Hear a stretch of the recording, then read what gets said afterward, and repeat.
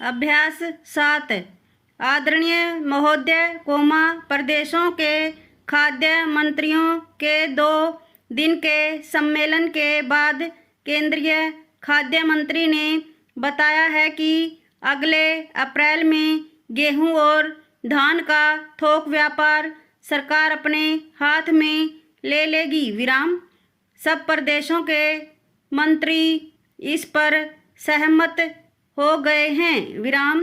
अन्न का जो संकट आज देश के सामने है, समूचे अर्थतंत्र के सरकारीकरण की बात सोचने वालों का उससे हौसला बढ़ा है, हालांकि पिछले वर्षों के भयंकर अकाल के समय भी सरकार ने ऐसा करने की बात नहीं सोची, लेकिन अब आयात, निर्यात, चीनी, कपड़ा, लोहा, अनाज आदि सब के व्यापार पर सरकार कब्जा करना चाहती है, क्योंकि इस सरकारीकरण को ही समाजवाद का पर्याय समझा जाता है।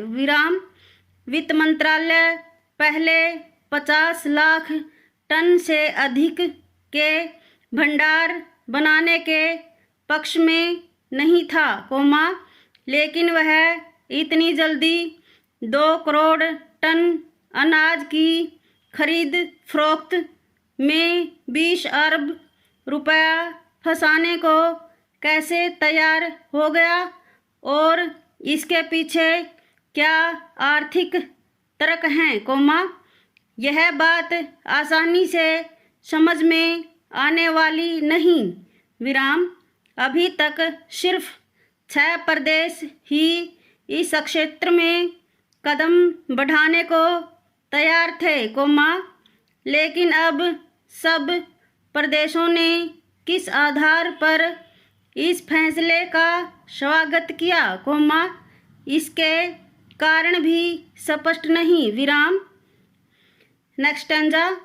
सरकारीकरण या राष्ट्रीयकरण का सर्वत्र विरोध नहीं किया जा सकता, लेकिन कुछ क्षेत्र ऐसे हैं जिनकी देखभाल का दायित्व जनता पर ही छोड़ा जाना चाहिए।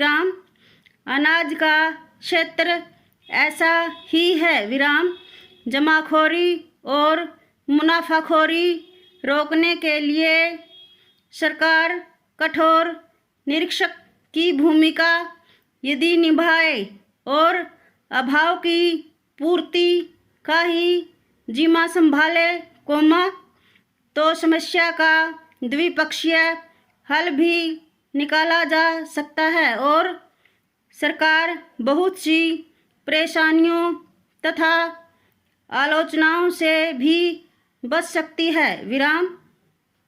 लेकिन अब जो कदम उठाया जा रहा है, उसका परिणाम इससे भिन्न न होगा कि जनता की पहल खत्म होती जाएगी।